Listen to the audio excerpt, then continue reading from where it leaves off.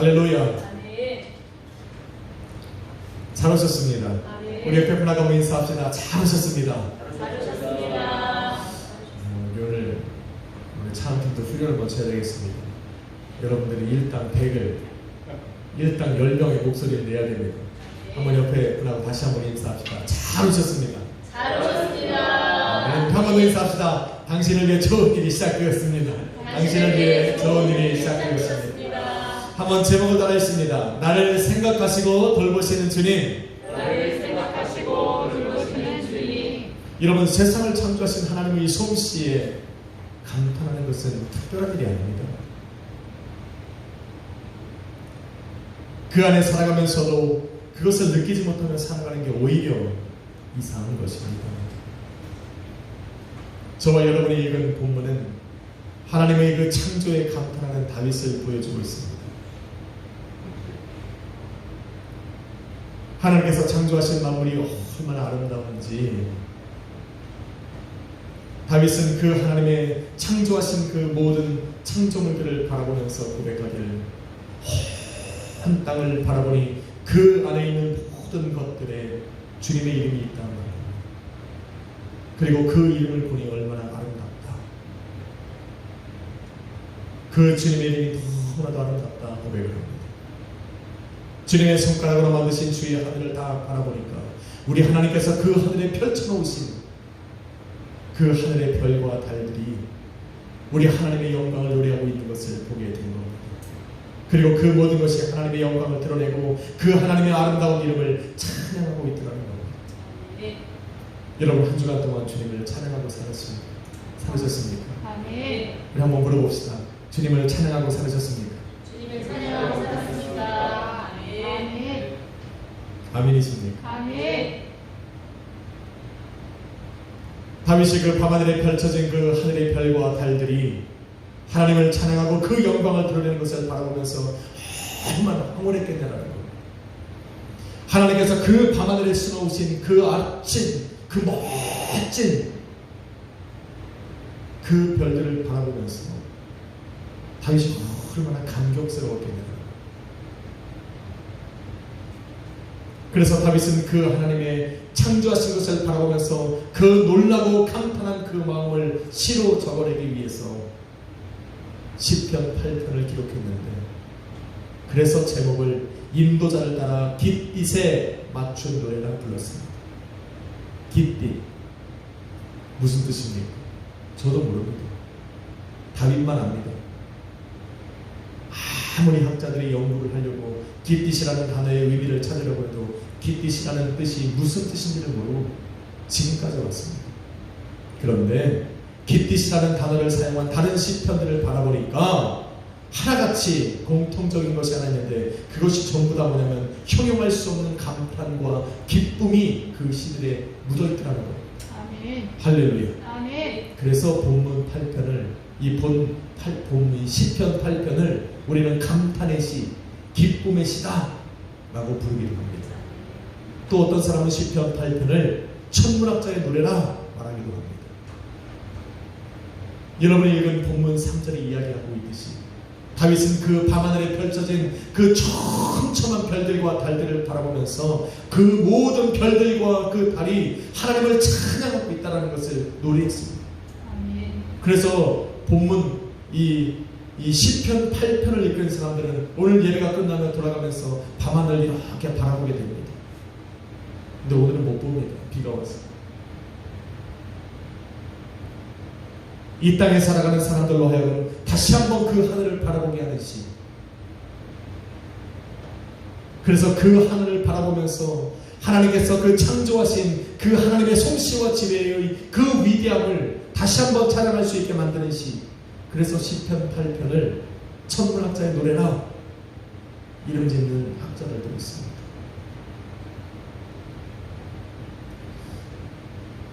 저는 97년도에 캐나다에 갔습니다.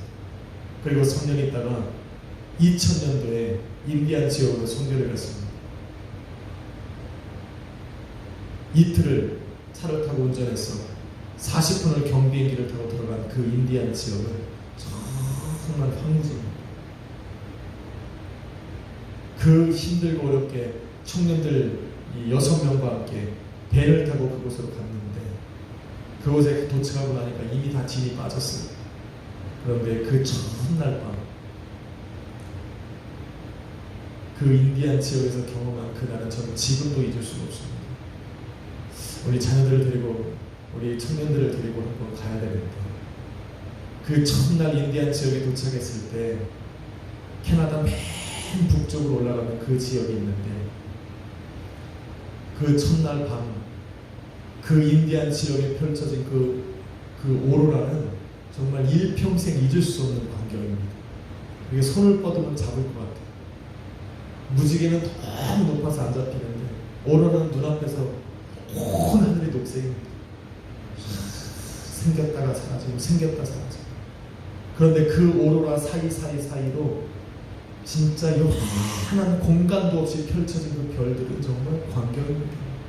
그런 것을 바라보면서 오늘 다윗은 노래할 것 같습니다.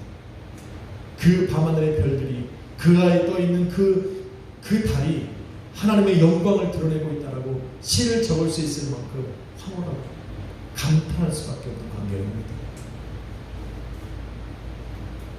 이 시대에는 어울리지 않는 잘 느낄 수 없는 그런 감탄과 그 황홀한 기쁨은 우리가 아마 성교를 가야만 느낄 수 있지 않을까 생각을 한번 해보게 됩니다. 이처럼 평행할 수 없는 아름다움으로 가득한 그 세상을 경험한 다윗이 이 모든 세상을 하나님께서 창조하신 그 세상의 아름다움을 감탄하고 감격을 한 후에 다 적어나는 것이 본문 4절입니다. 사람이 무엇이간데 주께서 그를 생각하시며 인자가 무엇이간데 주께서 그를 돌보시나이까. 잘 안 맞는 문장입니다. 하나님께서 창조하신 그 아름다운 세계, 하나님께서 펼쳐놓으신 그 밤하늘의 멋진 광경에 감탄하고 황홀했다면 그 다음에 나오는 시는 정말로 멋진 노래가 나와야 되는데 정반대의 노래가 나온 겁니다. 사람이 무엇이간데 주께서 그를 생각하시고 인자가 무엇이간데 주께서 그를 돌보십니까. 다윗은 아름다운 주님의 이름과 하나님의 영광을 가득 담은 하늘과 땅과 바다와 그 안에 거하는 모든 것들을 바라보면서 감탄했는데 그런데 그들 안에 속하여 살아가는 사람을 바라보고 나니 4절을 적은 겁니다. 하나님께서 창조하신 세계는 하나님의 아름다움과 그의 영광을 드러내기에 너무나도 바쁜데 하나님의 형상을 입고 하나님의 손으로 창조되었고 그 고의 생기를 불어넣어서 하나님과 교통하고 하나님과 교감하며 살아갈 수 있는 그 인간들은 하나님께 불순종하며 찬양과 영광을 돌리기보다는 오히려 하나님의 영광을 말하지 못하고 보지 못하고 듣지 못하는 그 우상들에게 다 바치더라는 겁니다.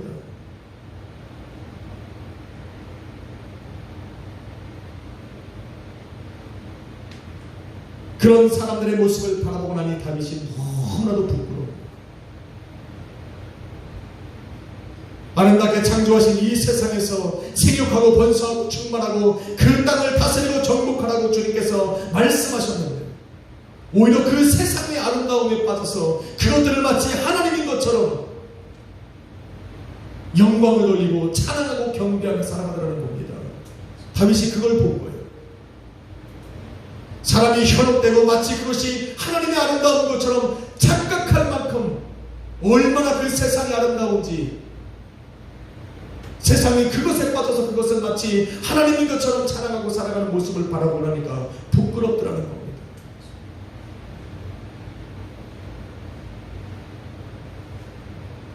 그런데 그렇게 하나님을 떠나 살아가고 있는 그 인간임에도 불구하고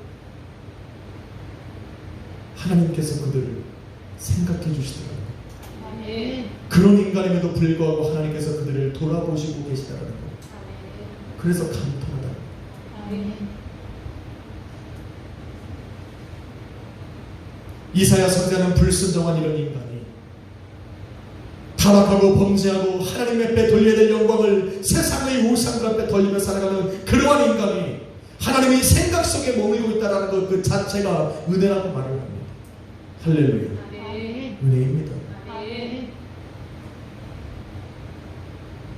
더 큰 은혜는 주님의 생각 속에 그런 범죄한 인간들이 머물고 있는 것보다 더 큰 은혜가 있다면 바로 그러한 인간들 속에, 그러한 인생들 속에 우리 주님께서 찾아와 거하시며 함께 살아가고 싶어 하신다는 겁니다. 당신의 생각 속에만 우리의 인간을 집어넣은 것이 아니라 우리의 삶 속에 우리 주님께서 찾아오셔서 함께 살아가기를 원하시는 것이 이사야 선지자가 바라보니까 더 큰 은혜더라는 겁니다.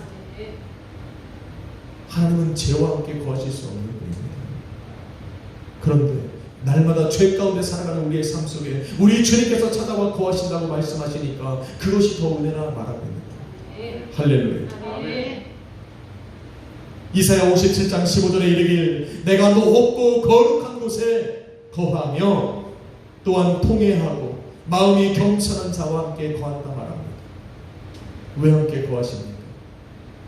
겸손한 자의 영을 소생케 하고 통회하는 자의 마음을 소성케 하기 위해서 내가 그들과 함께 거하기를 원한다. 영이 죽어서 교만하고 마음이 강팍하여 회개하지 못하는 자들을 하나님께서 책망하고 심판하기보다 오히려 공의를 베푸사 그들을 생각해 주시고 그들의 영과 그들의 마음을 소생시켜 아름다움의 극치인 하나님의 형상을 회복시키시겠다는 겁니다. 아멘. 할렐루야. 아멘. 하나님의 형상을 회복시켜 하나님 보시기에 좋았더라 말씀하신 그 모습으로 살아갈 수 있도록 우리 주님이 우리 안에 찾아와 거하신다는 겁니다. 아멘. 할렐루야. 아멘. 연습합시다. 할렐루야. 아멘.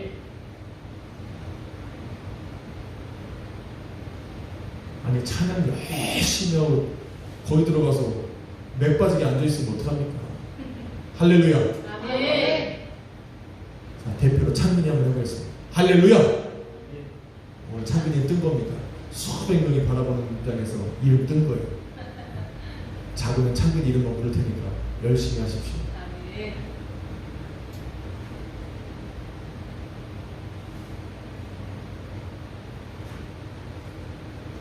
하나님께서 창조하신 그 아름다운 모든 세상을 다 합친다 한들 하나님의 형상을 입고 태어난 만들어진 창조된 그 하나님 사람의 모습만큼은 못하더라는 겁니다.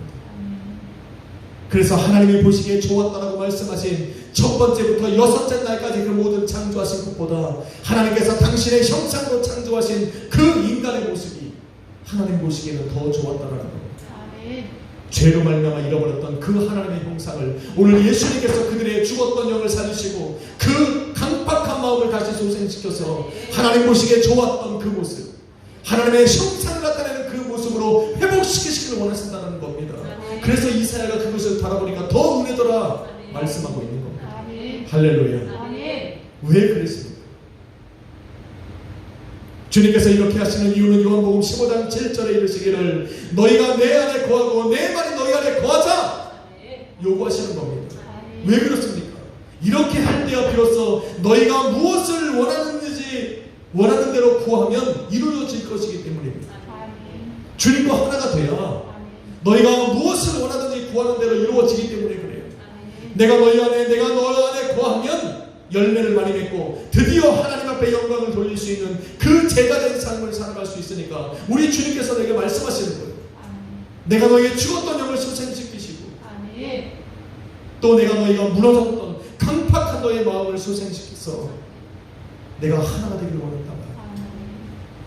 주님과 하나가 되면 누구에게 유익이라는 겁니까? 주님과 하나가 된 바로 그 사람이 유익이라는 겁니다. 할렐루야. 주님은 손해볼 게 없어요. 주님은 내가 태클이와 하나가 되지 않는다고 해서 주님이 손해볼 일이 아니라니까. 주님이 사람과 하나가 된다고 해서 하나가 되지 못한다고 해서 주님이 손해볼 일이 아니에요. 그럼에도 불구하고 주님께서 나와 하나가 되자고 말씀하시는 것은 바로 사람을 위해서 그래요. 태클이를 위해서 그래요. 식민이를 위해서 그래요. 바로 저를 위해서 그런 겁니다. 할렐루야. 우리 주님은 바로 그거예요. 하나가 되는데 필요한 모든 희생을 우리 주님께서 스스로 담당하시면서까지 나와 하나가 되자고 지금 말씀하시는 거예요. 그런데 그 음성을 들은 인간이 그것이 부담스럽대요. 너무 가까이 오지 마세요. 부담스럽다. 아니 우리 주님이 하나 되기 위해서 모든 인생을 다 감수하시고 한 걸음 앞으로 가니까 한 걸음 다가간 그 인간이 하는 말이 너무 가까웠다. 겸손한 자의 영을 또 통회하는 자의 마음을 소성시키시기 위해서 저 높은 하나님 보좌를 버리시고 천하리 천한 인간의 모습으로 이 땅에 오셔서 죄인들이 감당해야 될 그 십자가의 고난과 죽음과 그 저주를 우리 주님께서 스스로 짊어지셨는데, 그리고 나랑 하나가 되자고 말씀하시고 함께 걸어가자 말씀하시는데, 그렇게 말씀하시는 주님의 음성을 들은 인간이 그거는 좀 힘들다라는 거예요. 혼자 걸어가기도 벅찬데 주님과 걸어가기 너무 힘들다라는 거예요. 하나가 될 수 있는 이 모든 조건을 다 이루어 놓으시는 거예요. 오히려 그냥 겸손한 마음과 통회하는 마음으로 내게로만 오라는 거예요. 그러면 하나가 될 수 있고 함께 걸어갈 수 있다고 말하는데, 그 음성을 들은 인간들은 뭐라고 말합니까? 부끄러워 나가지 못하겠다는 거예요.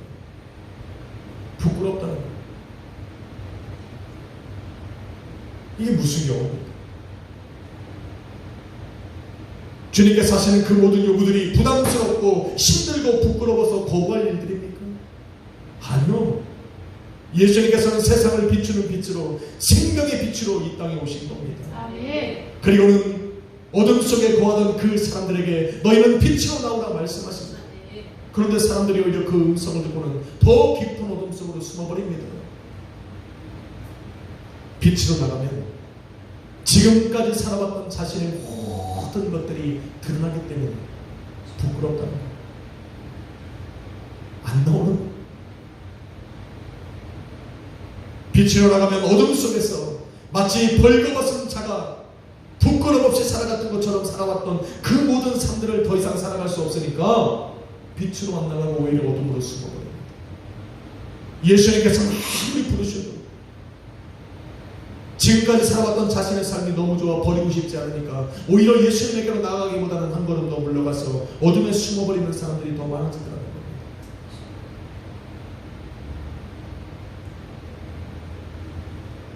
여러분, 예수님을 모르고 말씀을 모르고 회개할 줄 몰라서 회개하지 못하는 자십니까? 회개하면 내가 어떻게 변해야 될지 아니까 두려운 거예요. 내가 예수님에게 잘못 회개했다가는 내가 지금까지 즐기며 살아왔던 이 모든 좋은 것들을 다 놔야 될 것 같으니까 회개하지 못하는 거예요. 내가 변화될까 봐 두려워. 한번 인사합시다. 두려워하지 맙시다. 안타까워하지 마십시오.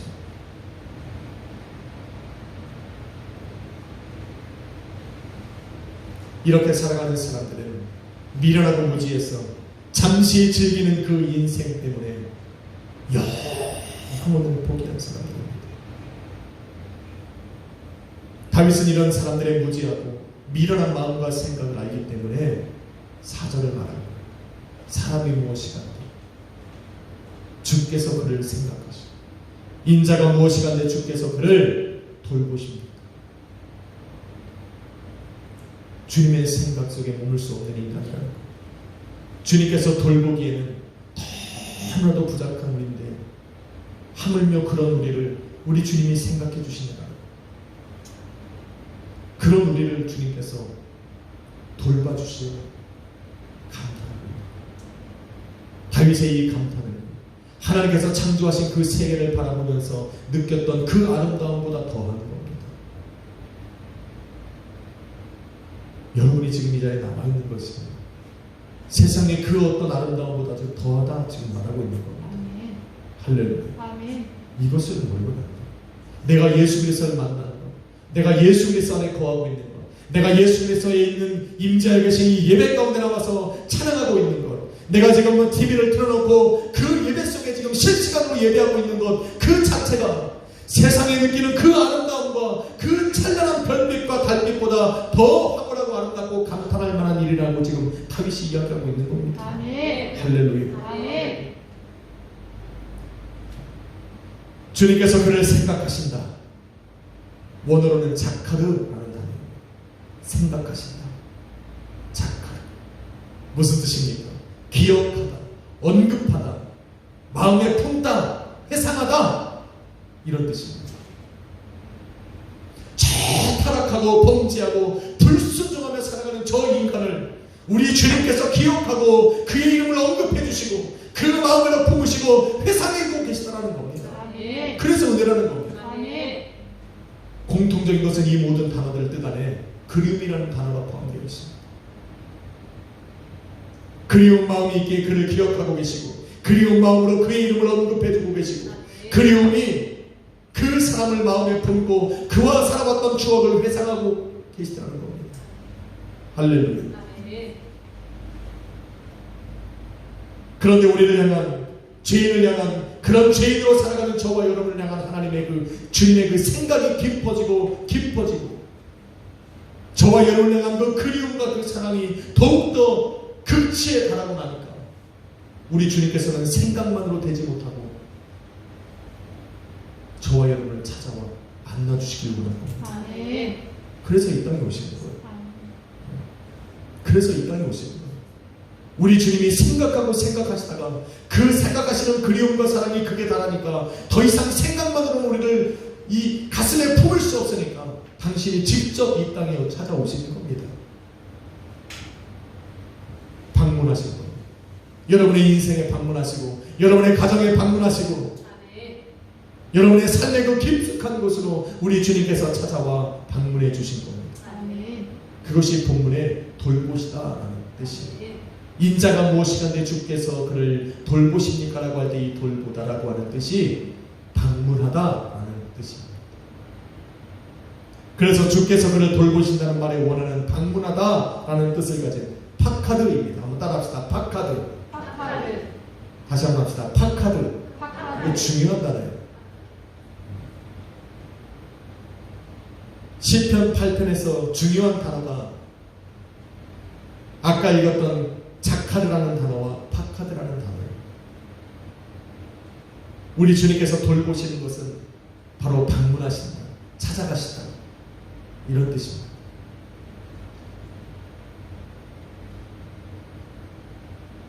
그것이 호의적인 목적이 있든 아니면 적대적인 의도를 가지고 계시든 그 사람을 찾아가 방문하시는 것이 바로 주께서 돌보시는 것이다 라고 이야기합니다.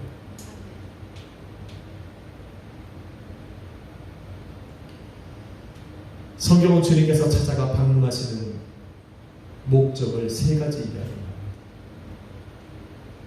주님께서 우리 수요일을 찾아가시면 세 가지 중에 하나란 말입니다. 첫 번째 목적은 뭐냐면 징계하시고 심판하시기 위해서 방문하신다. 여러분 출애굽기 34장 6절로 7절에 보면 이렇게 말을 합니다.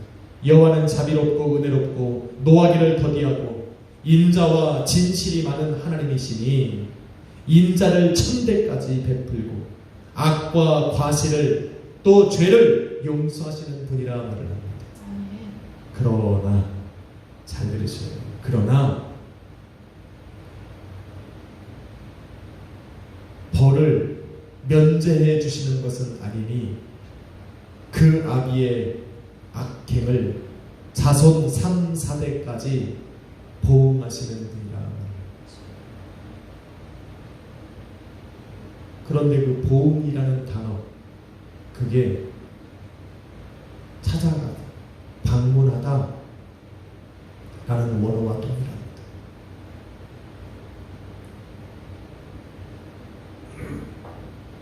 아버지의 악행을 자손 3, 4대까지 보응하시기 위해서 그 자손들의 삶으로 우리 주님이 찾아가시더라고요. 보응하시고 징계하시고 심판하시고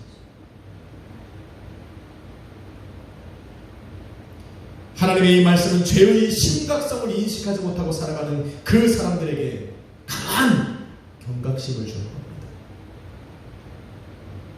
까짓 거 뭐 한 번 사는 인생 내 맘대로 살지 그리고 살아가는 사람들이 있다면 오늘 이 말씀을 잘 들어야 돼요.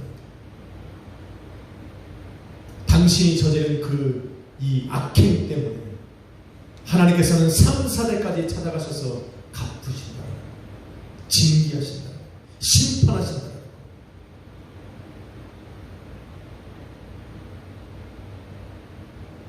하나님께 범죄하고도 죄를 회개하지 않고 살아간다면 그의 자녀들은 자신들을 방문하시는 그 하나님 때문에 힘들고 고된 인생길을 걸어가야 된다. 이런 가문과 이런 부모 밑에서 자라는 자녀들은 그래서 불행한 거예요. 더 안 좋은 것은 무엇인지 아십니까? 하나님께서 찾아가셔서 힘들고 고된 인생길을 걸어가면서도 그것에서 벗어나오는 방법을 몰라요. 가르쳐주지는 않으세요. 가르쳐주는 사람이 없어요. 그것에서 배울 것이 없다라는 겁니다. 주님께로 돌아오는 방법을 배우지 못하고 그냥 주님이 찾아가셔서 베푸시는 대로, 징계하시는 대로, 심판하시는 대로 그런 인생을 살아갈 수밖에 없다는 겁니다. 그냥 그렇게 부모의 길을 따라서 죄악의 길을 걷다가 지옥으로 가는 겁니다.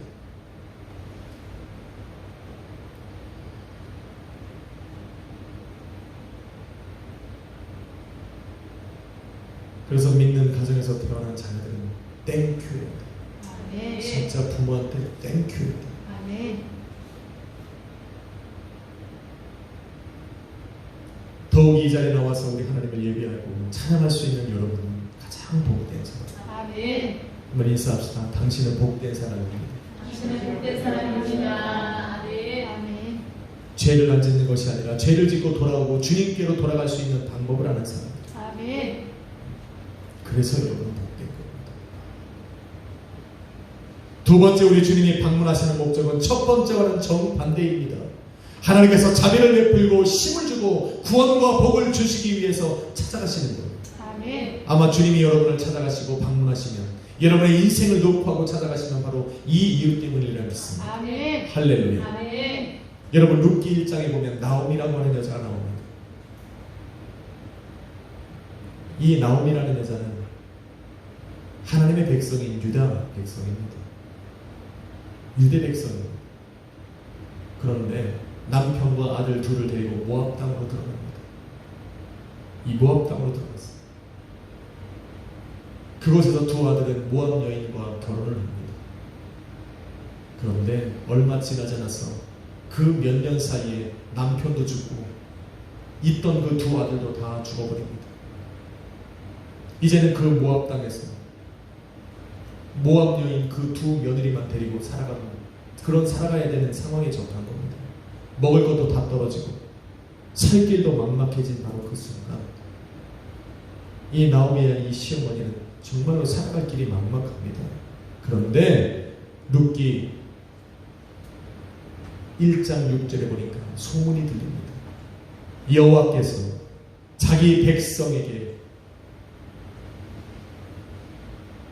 자기 백성을 돌아보사 양식을 주시더라. 그리고 그것이 어딘가 봤더니 바로 유대 땅. 그래서 나오미가 그 이방 두 며느리를 데리고 모압 땅에서 다시 유대 땅으로 들어갑니다.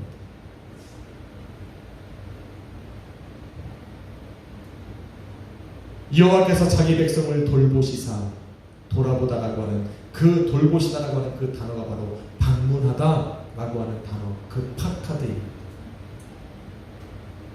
중요한 단어입니다. 왜 중요합니까? 여호와께서 자기 백성을 돌보셨다라고 하는 그 말은 여호와께서 자기 백성을 방문하셨다는 거예요. 힘들고 어려운 시기를 지나고 있는 자기 백성들을 그냥 바라만 보고 계시는 것이 아니라 그들의 인생 가운데로 찾아가셔서 그들을 방문하셨다는 거예요. 우리가 힘들고 어려울 때마다 주님 어디 계십니까? 라고 우리가 외치지 않습니까? 내 삶이 정말로 꼬이고 어려운 환경으로 곤두박질 찾아갈 때 마치 주님이 안 계실 것처럼 보이는데 우리 주님께서 자기 백성을 돌보셨다라고 하는 그 돌보시다는 것은 그냥 관방하시는 것이 아니라 찾아갔다라는 거예요. 방문하셨다라는 겁니다. 바로 그 인생 문 앞으로 찾아가셨다라는 거예요. 그 인생으로 깊숙이 들어가시기 위해서 그 인생의 문을 녹화하셨다라고 하는 지금 말입니다. 할렐루야. 그리고는 그 인생을 바라보니 필요한 것이 있기에 그들에게 매일 먹을 양식을 주셨다는 겁니다. 저와 여러분은 지금 나오미와 같이 육을 위해서 양식을 구하는 시대를 살아가는 사람들이 아닙니다. 오히려 영적인 굶주림의 시대, 은혜에 목말라하고 진리에 갈급한 그런 시대를 우리는 살아가고 있는 겁니다. 주님의 은혜를 구하고 주의 진리를 만나기 위해서는 날마다 내 삶의 영이 회복되어지는 그 영의 양식을 먹기 위해서는 그 영 양식이 있는 그곳으로 우리는 가야 돼요. 나오미가 모압 땅에서 모든 집을 쌓아 짊어지고 그 두 모압 여인을 데리고 며느리들을 데리고 다시 주님이 계신 주님의 은혜가 있는 주님이 방문하시는 그 유대 땅으로 들어간 것처럼 우리는 주님께서 우리에게 영의 양식을 주시는 그곳으로 다시 돌아가야 돼요. 그곳이 어디입니까? 예배 자리라는 거예요. 주님이 임재하여 계신 그 예배의 자리, 기도하고 찬양하고 경배와 그 하나님의 말씀이 선포되어지는 그 자리로 우리는 돌아가야 된다. 할렐루야. 그 자리로 돌아가면 양식을 얻는다라고. 지금 그 얘기를 하고 있는.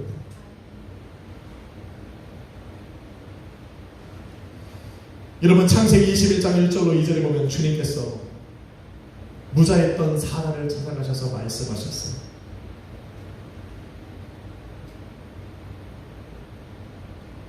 사라는 어떤 여인입니까? 경수가 끊어져서 자녀에 대한 소망이 더 이상 소망을 가질 수 없는 여인입니다. 그런데 주님이 찾아가시니 그를 돌보셨다. 주님께서 사라를 돌보셨다. 그 돌보셨다라고 하는 단어가 방문했다라는 거예요.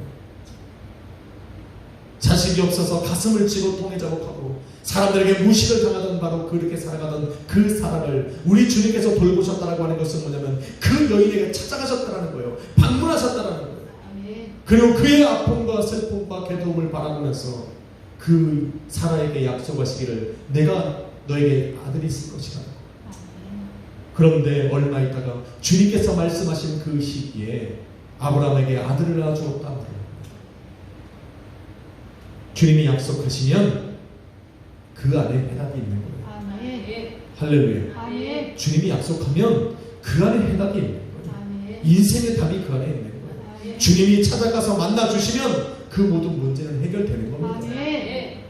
믿으시면 아멘 합시다. 그래서 주님이 문제 해결을 해주시기 위해서 찾아가시는 거예요.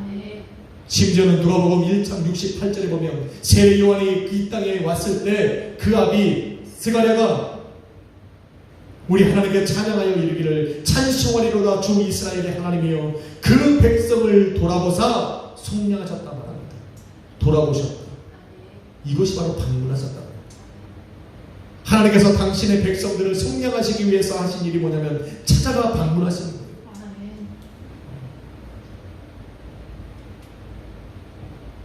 하나님께서 인간을 구원하실 때 단순히 저 높은 하늘에서 계획만 하신 것이 아니에요. 저 높은 하늘에 몸을 치면서 그냥 약속으로 구원하시겠다 말씀하신 것이 아니라는 거예요. 아브라함에게 약속하셨듯이 그들의 원수의 손에서 우리를 건져내시기 위해서 이 땅에 예수 그리스도를 보내셨다는 거예요. 예수님께서는 죄로 말미암아 죽어가는 그 사람들, 사단의 올무에 걸려서 죄 가운데 살아갈 수밖에 없고 영원한 형벌의 길을 걸어갈 수밖에 없는 그들을 구원해내시고 구원하시고자 우리 주님께서 이 땅에 방문하시는 거예요. 저와 여러분의 인생에 방문하시는 거예요. 방문만 하신 것이 아니라 친히 십자가 위에서 죽으시고 자기의 생명을 내어주심으로 말미암아 우리를 건져내신 겁니다. 할렐루야. 그래서 찾아오시는 거예요. 우리를 구원하시고자 죄 가운데 무너져가는 내 인생을 다시 회복시키시고자 우리 주님이 찾아오신 거라는 거예요. 그래서 주님이 찾아오실 때 우리는 어떻게 해야 됩니까? 문을 열어드려야 돼요. 중요한 건데 우리가 왜 중요하게 생각하지 않는지 아십니까? 우리가 주님 안에 거해서 그래요. 주님이 이미 내 인생에 찾아오셨다고 생각하기 때문에 별로 중요하지 않게 생각합니다.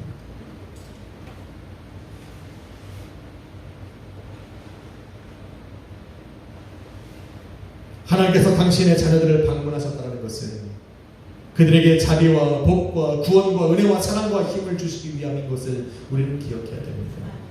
그래서 방문하신 주님과 함께 내가 거하고 있는 것이 은혜입니다. 주님이 내리시는 징계와 심판은 그건 뭡니까? 주님과 떨어져 살아가는 것입니다.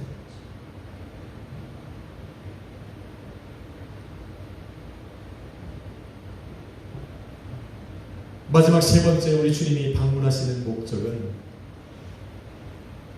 그 사람의 형편과 처지를 보시고 그를 돌보주시기 위함입니다.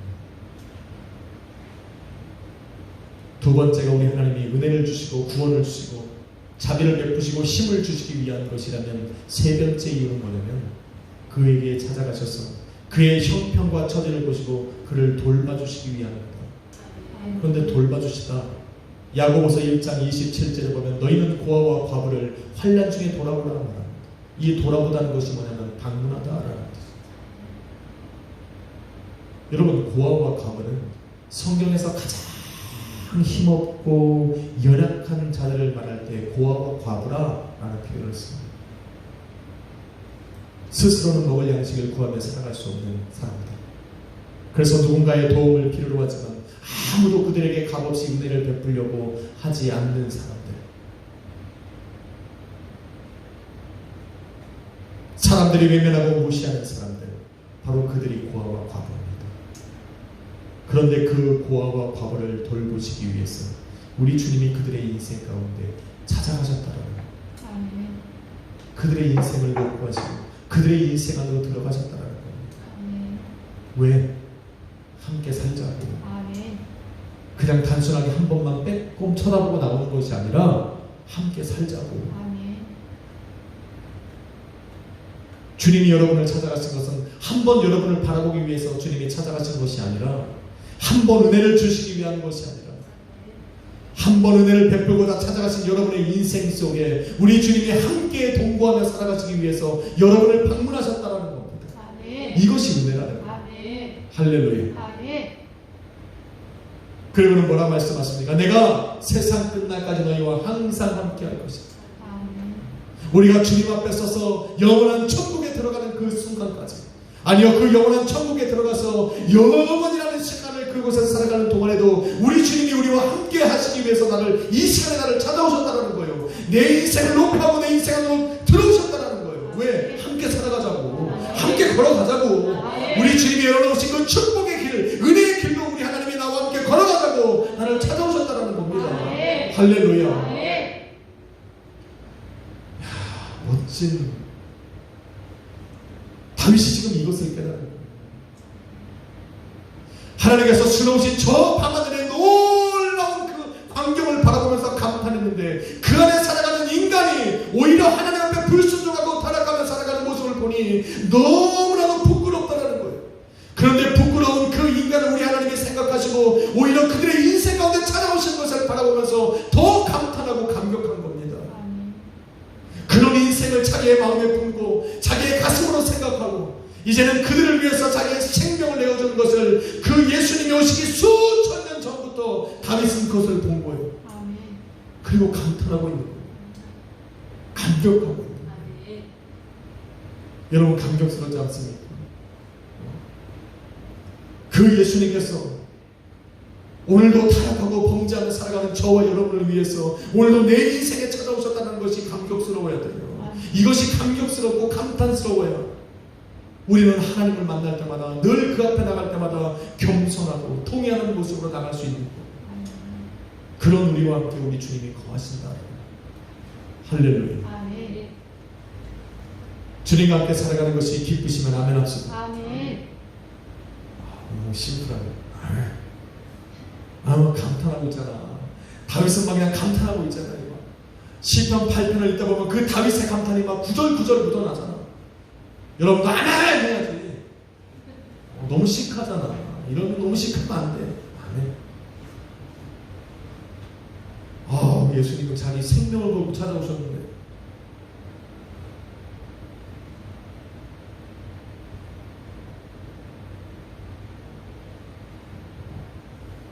내 구주 예수님 찬양하려고 사랑하는 성도 여러분, 계시록 3장 20절에 보면 이렇게 주님이 말씀하셨어요. 볼지어다 내가 문 밖에 서서 두드리노니 누구든지 내 음성을 듣고 문을 열면 내가 그에게로 들어가서 그로 더불어 먹고 그는 나로 더불어 먹으리라. 우리 주님이 인생에 녹화하시고 찾아오시고 방문하시고, 주님께서 나를 찾아오신 목적이 징계와 심판을 하시기 위해서 오셨던, 나의 죄를 사하시고 구속하기 위해서 찾아오셨던, 아니면 자비와 힘과 구원과 그 복을 베푸시기 위해서 나를 찾아오셨던, 우리는 문을 열고 영접해야 됩니다. 지금 여러분 말씀이 귀에 들어옵니까? 이거 중요한 내용이에요.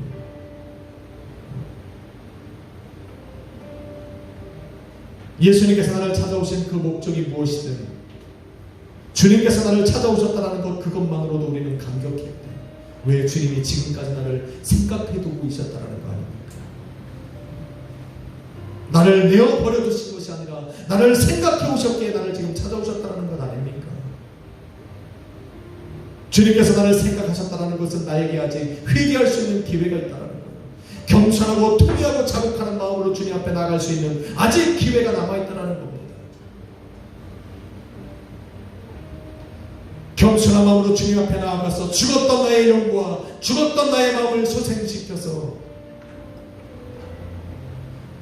주님께서 영원히 함께 하실 수 있는 그 거룩한 주님의 처소가 될 수 있는 기회가 아직 남아있다는 그 이야기입니다.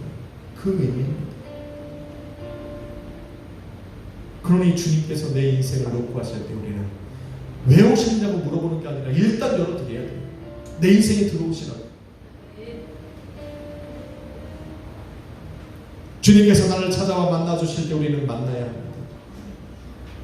그렇지 않으면 정말 내가 들어가야 될 천국문에서 그 천국문을 열어줄 수 있는 분이 없어요.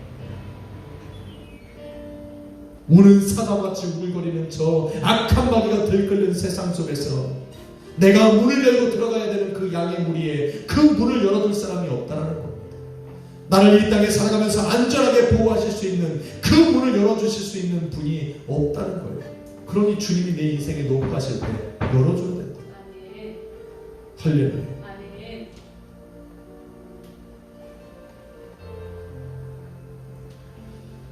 주님께서 누구를 어느 때에 방문하시는 것은 주님의 자유입니다. 왜? 주님이 창조하신 세계니까.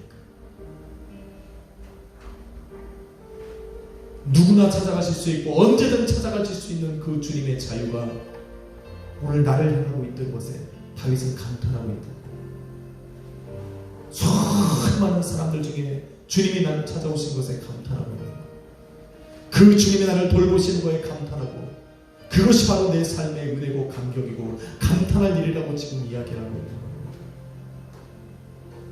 주님이 찾아오셔서 감탄하고 계십니까? 감격스럽습니까?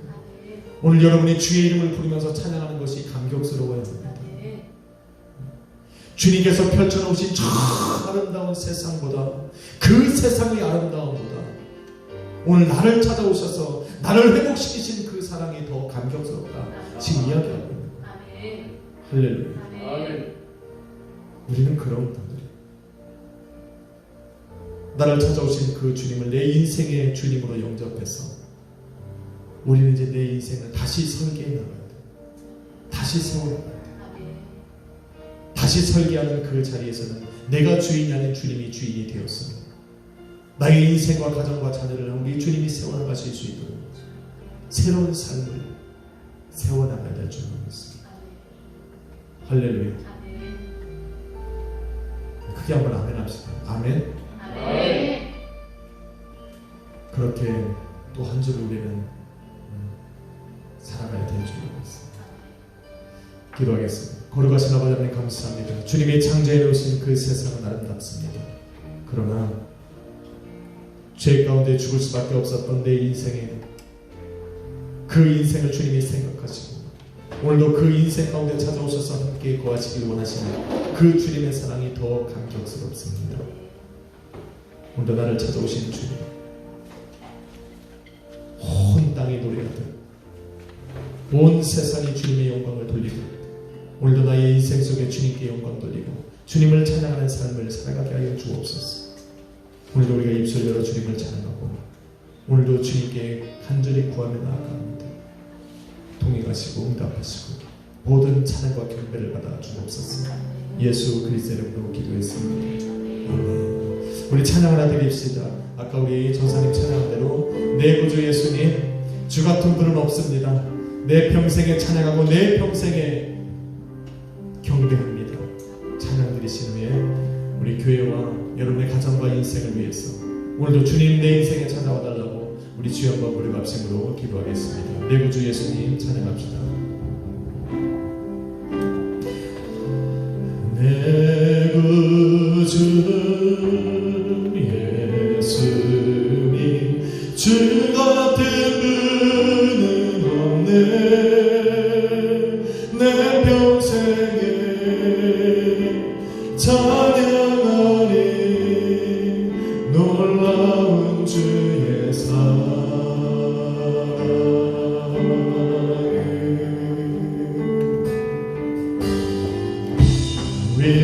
위로자 되신 피난처 되신 주님, 나의 영혼 온 맘 다해 주를 경배합니다.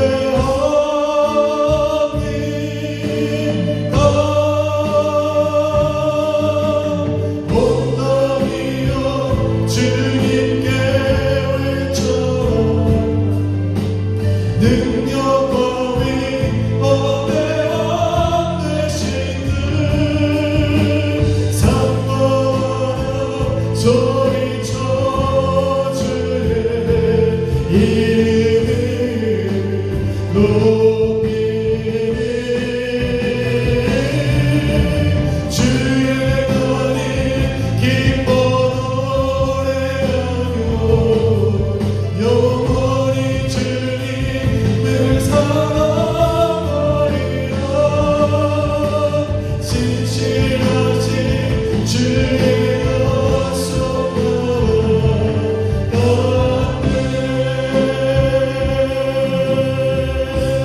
우리 한 번 더 찬양합시다. 내 구주 예수님, 내 구주 예수님, 주 같은 분은 없네. 내 평생에 찬양하리 놀라운 주의 사랑.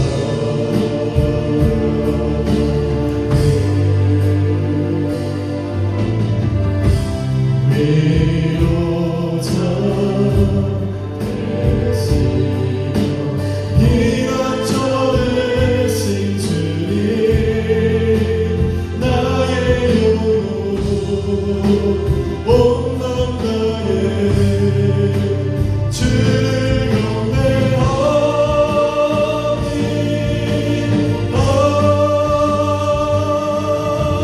온 땅이여 주님께 외쳐라.